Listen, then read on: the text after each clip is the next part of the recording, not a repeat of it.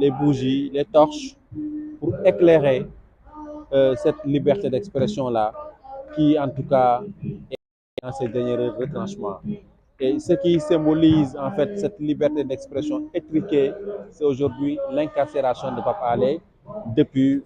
60 jours maintenant à partir d'aujourd'hui. Et ce que nous n'accepterons pas, et nous allons continuer à dérouler notre plan d'action. Et dès la semaine prochaine, bien entendu, on va aller crescendo,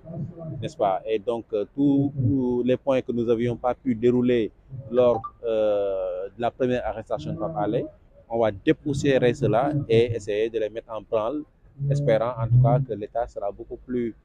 réceptif et vraiment que aussi la demande de liberté provisoire introduite dernièrement par ses avocats sera examinée et qu'il puisse être libre. Mais il faut aussi préciser, et ça quand même c'est très important, que la demande de liberté provisoire est antérieure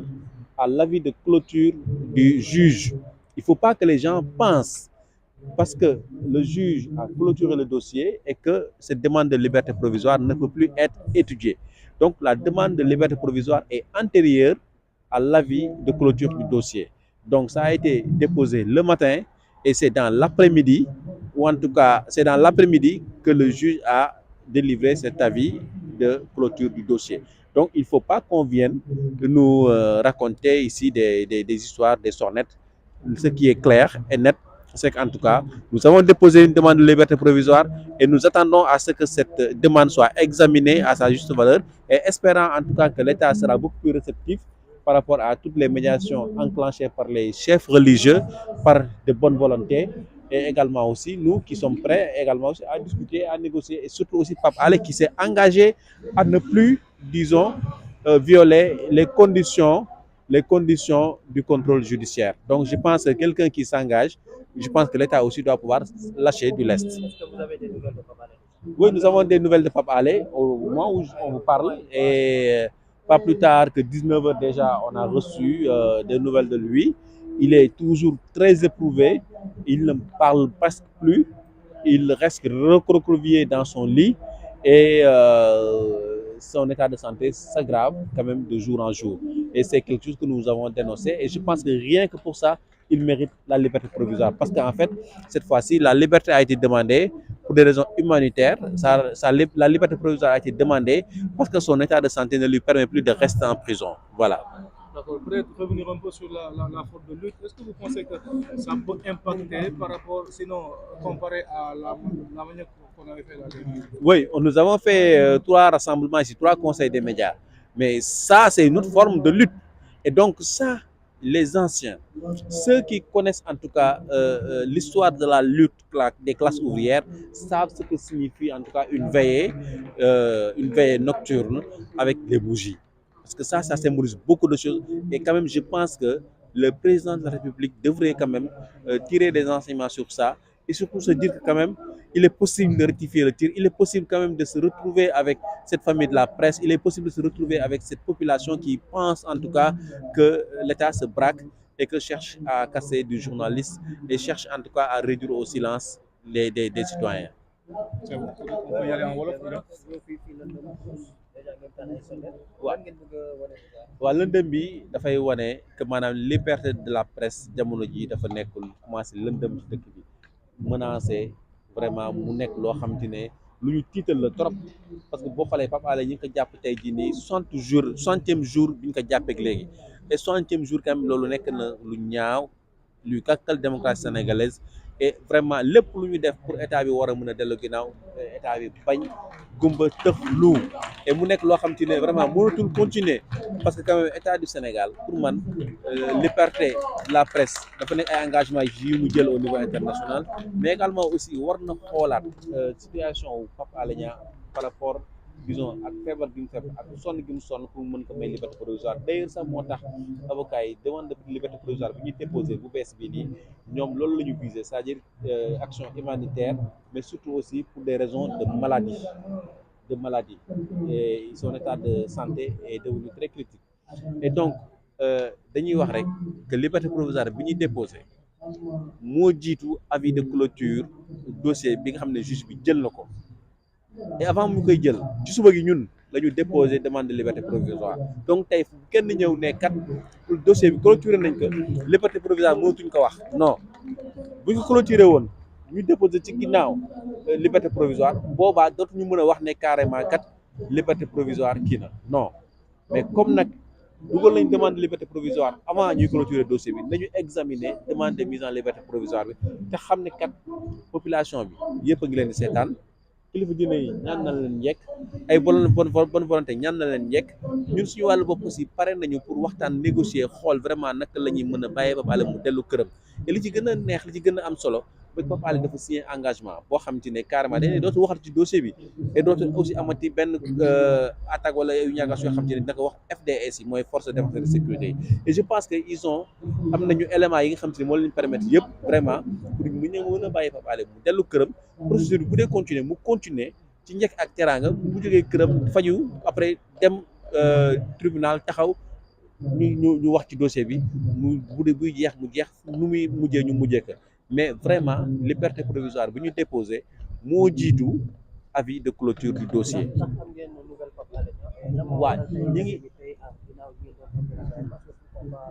waaw ñi ngi am nouvelle Pape Alé tey ci timis nii rek lañ mujjee am ay nouvelle am et ba léegi mi ngi tëdd banku mënatul sax wax ndax loof na sonn na et chaque jour aussi dañuy gën a tiit parce que gëm naa ne même bu dee deewul ci kaso bi bu génnee lépp lu mu amoon dina ko fajoo ndax sonn goo xam ci ne métti na trop et it nag forme de lutte bi boo ko gisee ñi nga xam ci ne xam nañu les luttes la classe ouvrière ñooñu xam nañ li lu muy signifié et dañuy ñaan vraiment que président de la république mu décrypter message bi xam ne carrément population aussi moom la ñu yaakaar en tant que père de la nation mu war a mën a parfois sëgg ci yenn yi jégal ci yenn yi parce que aussi kër moo mel noonu kilifa moo demee noonu c'est bon.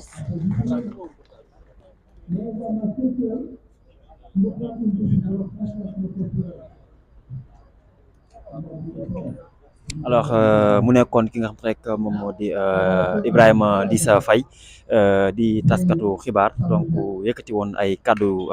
jëmale ko nag si li nga xamante ni moom mooy si mbirum Pape Alé Niang alors dégg ngeen kaddu yëpp yi nga xam rek yëkkati na ko jëmale ko si bile mbir donc déjà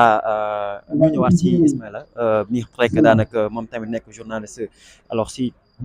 lépp rek moom di inter Ismaïla ñu ngi lay seetaan jamono ji en direct si Sénégal 7 ma bàyyi la rek nga ñëw tey ji si conception bi nga xam te rek ñuy balance ngeen def bougie tak waaye bokk na si pancarte bi nga yor di symboliser libéré Pape Alé Niang ma bàyyi la nga wax.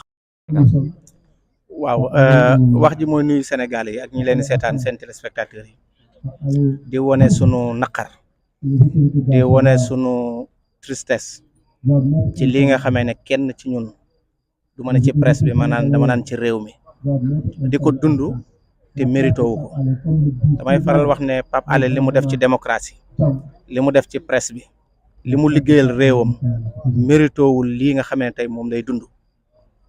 maa ngi koy wax léegi 31 décembre sama doom moom may wax naan ma papa lañ la ñuy xaar ci reer ma ne ko yaa ko tal xalaat doomu Pape Alé Niang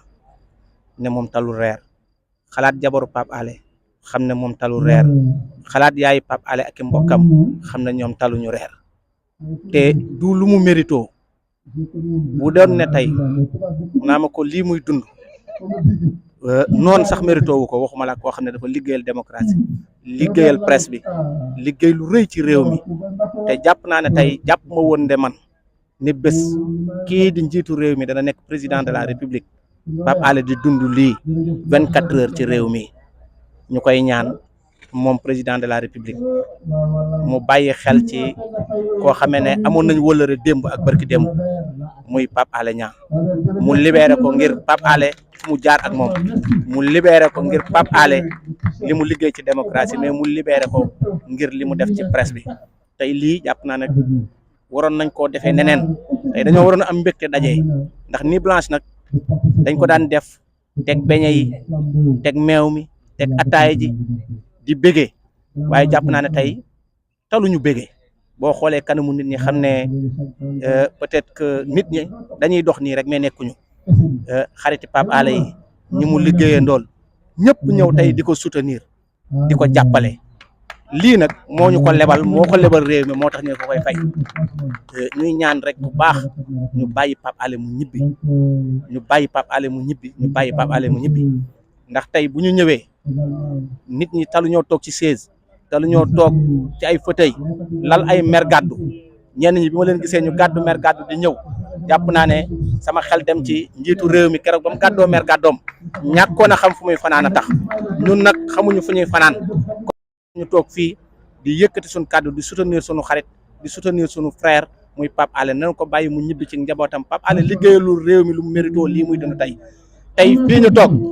géej gii lañ daan jàkkaar lool te Pape Alé dañoo jàppoon suñuy maam jaarale leen ci géej gii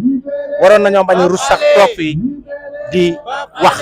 libéré Pape Alé comme ni ko askan wi waxee. mu nekk Ismaïla donc journaliste nekkoon RTS ñu jël président yaa ngi en direct ci Sénégal7.com donc président tey taxawaay bi tey lan. waa taxawaay bi mooy fa ñu nekkoon rek ñu gën a dëgëral taxawaay bi bu ñu bàyyi suñu naataango Pape Alé Niang xam ngeen ne teel a am ñaari weer biñ ko jàppee bi léegi te tey la ñu gën a dëggu tànk ñi nga xam ne ñoom ñoo ko jàpp tegguwuñ seen tànk ñun duñ teggi suñu tànk. gis ngeen guddi na mais ñun ñëpp gëm li ñuy def combat bi ñuy def ñu tase fii ci maison de la presse def veillée nocturne maanaam taal ay sondeel vraiment di wone suñu naqar ci jàpp biñ ko jàpp parce que dañ gëm ne Pape Alé foofu ci kaso wa du place am vraiment suñu naataango la dañ ko jàpp ci wàllu liggéeyam donc ci démocratie yëpp délit de presse dafa xewi maanaam journaliste ci wàllu liggéeyam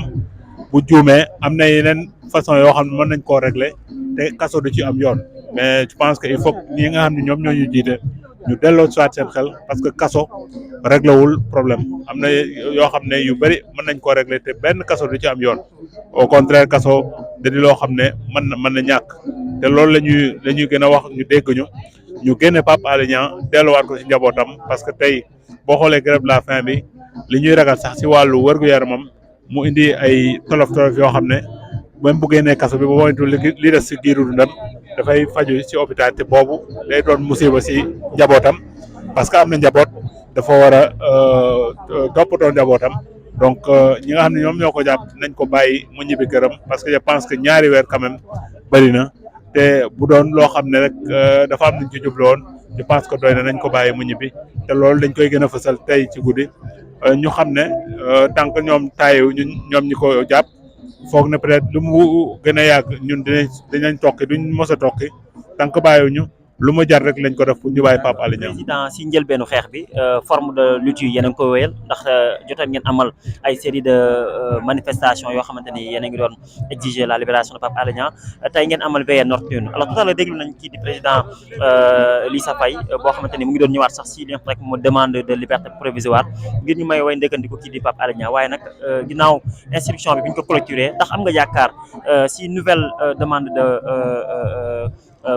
provisoire pour Pape Alé Niang bi nga xam ne ay avocat am daal nañ koy dugal yow am nga si yaakaar ne dina am une suite favorable. waaw mais loolu même bi nga xam ne moom la parquet bi bañ keroog mënoon nañ ko may parce que dara jaru ko fi affaire fayante loolu dara jaru ko fi nañu rafetal parce que moom boo xoolee sa wax na ko ba ñëpp dégg ko dafa am loo xam ne waxoon nañ ko na ko def ay ñun ay xaritam njabootam avocat am ñu ñaan ko mu may ñu ko ba mujjee bind engagement ne lii dina ko sàmmante donc moom def na wàllam ci contrat bi donc ñi nga xam ne ñoom ñoo waroon a def li ñu waxoon ñoom ñoo deful li nga xam ne mooy seen engagement ñoo respecté seen engagement te loolu baaxul mais gis na avocat yi defaat nañ beneen demande donc gëm naa ne jot na vraiment ñi ko jàpp ñu delloo si waat seen xel gis na fii lu nekk dañ koy nettali te buñ koy nettali na nettali bi rafet dara jaru fii jaay doole parce que lu ne day jeex je pense que nañu gën a delloo si waat xel yi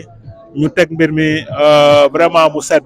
ñu jàll si leneen parce que am na yeneen yoo xam ne vraiment moo gën a am solo que ñu tëj Pape Alé Niang si kaso bi ci loo xam ne jaay doole rek la. ñu ngi lay gërëm bu baax en tout cas mu ngi noonu yéen a ngi en direct ba tey si Sénégal 7